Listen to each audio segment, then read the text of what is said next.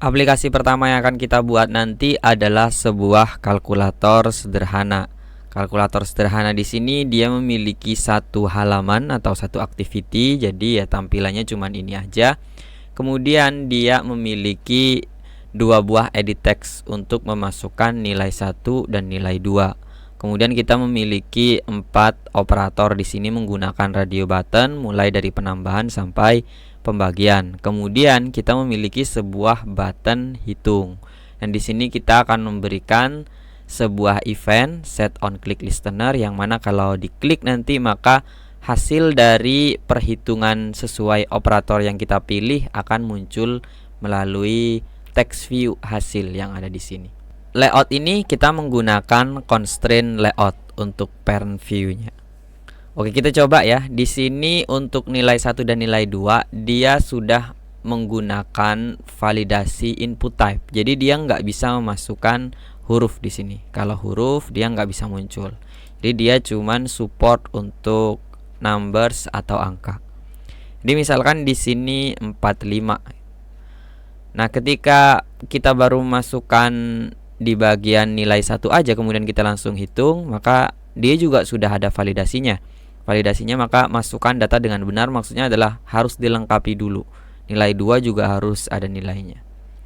Kita coba masukkan di sini 5. Kalau kita langsung klik hitung, nah akan ada validasi juga yang mana operator ini harus dipilih. Maka operasi apa yang akan kita lakukan gitu ya. Dan di sini kita coba pilih pengurangan. Ketika kita klik hitung, maka hasilnya akan muncul. Dan ketika operatornya kita pindahkan ke penambahan misalkan, nah maka yang di sini hasilnya akan ke reset, dia balik ke hasil lagi, tandanya kan belum dihitung, maka harus dihitung terlebih dahulu. Nah di sini dia muncul 50.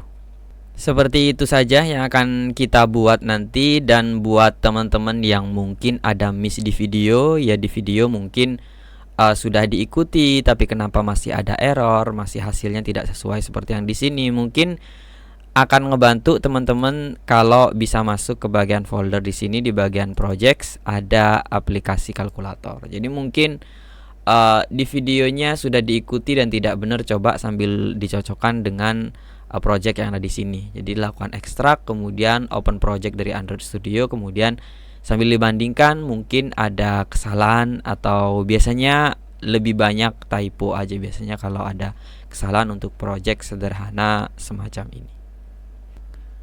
Setelah tadi kita membuat aplikasi kalkulator, di tutorial aplikasi kedua ini kita akan membuat sebuah aplikasi video YouTube player. Jadi gimana sih caranya kita membuat sebuah pemutar video yang diambil dari YouTube. Nah, ini adalah hasil aplikasinya. Ini ada sebuah video yang diambil dari salah satu videonya channel YouTube di Last Day. Ini contoh kalau kita putar, ya dia memutar seperti video yang ada di YouTube ya, nggak ada bedanya. Cuman di sini kalau dilihat ya, saya di sini menggunakan visor. Jadi kalau sebelumnya saya menggunakan AVD, di sini saya menggunakan visor, sebuah mirror screen. Jadi ini adalah tampilan dari HP. Jadi project ini sebelumnya saya coba saya bikinnya di laptop, kemudian saya rekaman sekarang di PC. Nggak tahu kenapa tadi waktu dicoba di PC projectnya itu videonya nggak mau muncul gambarnya ya, jadi audionya nggak muncul. Cuman kalau APK-nya itu nggak ada masalah, projectnya juga nggak ada masalah, dari APK-nya juga masih bisa di-run di HP. Jadi buat teman-teman yang pengen nyoba langsung hasil APK-nya bisa coba langsung di sini ya. Projects, di sini ada YouTube Player app.apk. Nah ini untuk teman-teman yang pengen langsung coba di HP dia nggak ada masalah. Kemudian kalau yang di sini aplikasi video, kalau diekstrak kemudian di run projectnya itu juga hasil APK-nya nggak ada masalah. Cuman nggak tahu tadi menggunakan AVD masih ada masalah. Jadi saya di sini menggunakan visor. Oke, kalau teman-teman mengikuti tutorial YouTube Player pada edisi sebelum ini kan updatean dari tutorial yang edisi sebelumnya ya. Kalau di edisi sebelumnya kita menggunakan YouTube Player API dari Google langsung official, kemudian ketika saya upgrade sekarang di 2020 edition itu ada masalah di bagian fragmen Android X. Ketika saya coba browsing, hasilnya kurang lebih ini. Nah, ini dia ya. Jadi Google tidak nge-update untuk YouTube API ke Android X. Cuman nggak tahu sekarang mungkin sudah ada perubahan, cuman masalahnya kemarin cukup lama karena tidak solve. Akhirnya saya coba mencari library yang ada di GitHub dan ini library yang saya gunakan. Nah, salah satu kekurangan library ini di bagian full screen. Di bagian full screen, kalau kita menggunakan YouTube Player yang official itu full screennya otomatis full screen. Jadi yang di sini agak tricky, cuman lumayan. Jadi di sini ketika kita play, kemudian kita perlu full screen. Nah, ini saya ubah dia menjadi landscape. Nah, terus kemudian toolbarnya di hidden. Jadi nanti agak tricky, cuman nanti di tutorial ini kita akan bahas. Jadi teman-teman tetap bisa dapat pengalaman sama seperti menggunakan library officialnya ya. Jadi harapannya kayak gitu. Jadi ketika dibalikin lagi, dia masih balik lagi ke normal. Terus kalau di full screen dia. Terus biasanya untuk orientation change orientation itu di Android kan biasanya dia juga nge-reload ya, nge-refresh. Dan di sini itu sudah ke-handle. Jadi misalkan kita play video mulai dari menit pertengahan gitu, dia ketika orientation dia nggak play dari awal lagi. Untuk teman-teman yang pernah nyoba ngoding Android kan biasanya ada masalah di situ. Nah, nanti juga kita akan bahas. Jadi dia nggak nge-reload dari awal lagi ya. Kayak gitu. Oke, kita akan mulai belajar membuat aplikasi video YouTube Player sederhana ini di video berikutnya. Aplikasi ketiga yang akan kita buat atau final project kita adalah kita membuat sebuah aplikasi review film dan trailer. Jadi bukan aplikasi full movie untuk streaming, melainkan kita lebih ke overview saja. Tapi nanti kita juga bisa memutar trailer, bahkan disediakan beberapa trailer dari YouTube yang kita bisa play dalam aplikasi ini. Kita buka aplikasi kita yang udah jadi di sini ya. Nah, dia masuk ke halaman splash screen. Jadi splash screennya dibuat kayak tadi agar teman-teman nanti untuk melakukan custom itu lebih mudah. Kalau kita lihat desainnya, dia ada di sini. Jadi ada gambar, ada title, kemudian ada description. Jadi mungkin teman-teman mau bikin aplikasi yang splash screen-nya gambar aja. Jadi ya tinggal dihapus aja yang dua di bawah, atau kalau perlu nama aplikasi saja berarti teman-teman cukup gunakan text view yang ada di sini tanpa atas bawah gitu ya. Jadi ini lebih ke customable, jadi teman-teman mudah untuk melakukan pengeditan. Itu untuk splash screen-nya. Kemudian berikutnya kita masuk ke halaman utama.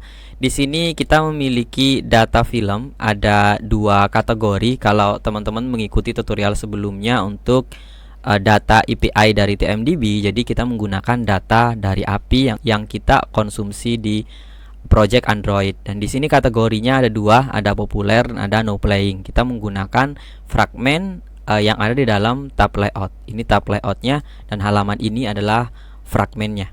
Nah, kemudian dalam setiap halaman di sini di fragmen kita juga bisa menggunakan fitur load more ya. Nah, jadi dia load lagi ke halaman kedua terus sampai halaman berikutnya berdasarkan data ada berapa banyak data ini dalam API kita tadi. Kemudian kita juga bisa masuk ke halaman detail. Nah, di halaman detail kita menggunakan nested scroll view atau scrolling activity. Kalau di pilihan template design di project Android itu ada, jadi dia posternya bisa seperti ini ya. Kemudian untuk play trailernya kita menggunakan floating action button di sini. Kemudian ini untuk rating movie-nya. Kemudian ini untuk summary atau deskripsi singkat untuk film tersebut. Di sini menggunakan bahasa Inggris karena kita menggunakan data dari API yang sudah disediakan oleh TMDB ya. Kemudian untuk putar trailer kita bisa klik button FAB di sini.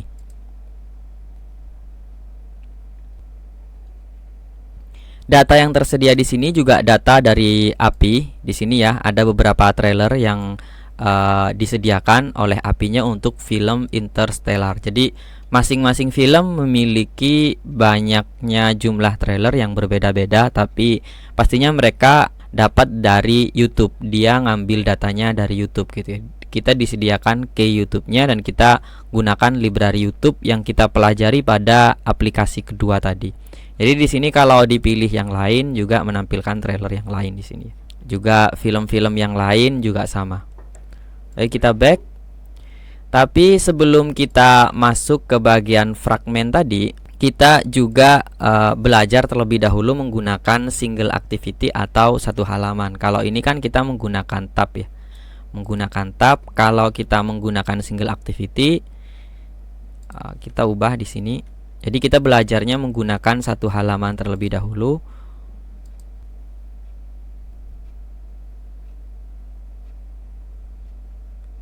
Sebelum kita menggunakan tab layout untuk kategori, di sini kita menggunakan satu halaman atau single activity ya. Nah, ini dia datanya sama persis. Di sini juga kita melakukan load more. Nah, jadi nanti untuk load more-nya kita belajar bagaimana membuat load more pada activity dan juga gimana caranya membuat load more pada fragmen. Untuk detail dan trailernya tampilannya sama ya karena dia pindah halaman. Cuman di sini untuk kategorinya kita juga belajar menggunakan menu pada Android. Jadi di sini disediakan menu dan kita coba custom menggunakan kategori data API yang akan kita gunakan pada Android. Di sini ada populer. Kemudian gimana caranya untuk pindah ke no playing. Nah, mungkin ini yang akan kita buat nanti dan di video berikutnya kita akan mulai mengerjakan membuat aplikasi movie trailer and review.